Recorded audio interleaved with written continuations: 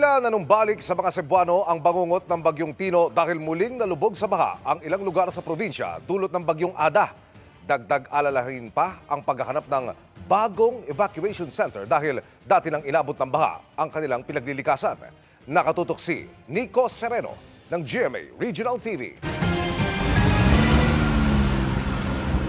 Makikita sa video ang pagtaas ng level ng tubig sa Lusaran River sa Cebu City dahil sa pag-ulang dala ni Bagyong Ada.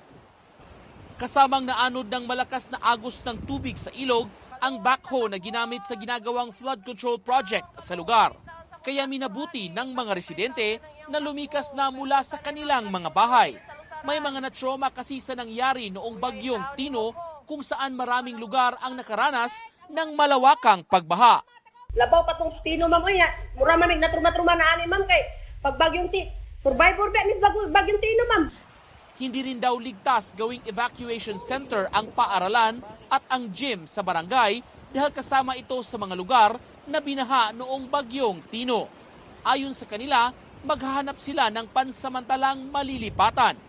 Kanang sa barangay ba, kanang tanan na lang unta, bakwit na lang unta, kay kusog pa magyong uwan. Ramdam din sa Trans Central Highway sa Balamban, Cebu ang masamang panahon ngayong araw.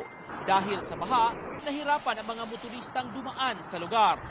Dito ko karon ma'am kay bago mo ko naabot. Nayuban na malik, nayuban nga mapugos gid agi. Nayuban nga ang motor kay tungod sa kanang baha niya sa tubig, nayuban nga mada matumba. Sa probinsya ng Biliran sa Eastern Visayas, naranasan din ang masamang panahon. Bunsod nito, nagkansila ng mga pasok at trabaho sa ilang lugar. Puspusan ang monitoring ng disaster offices sa iba't ibang LGUs sa pinsala na dulot ng Bagyong Ada. Para sa GMA Regional TV at GMA Integrated News, Nico Sereno, nakatutok 24 oras.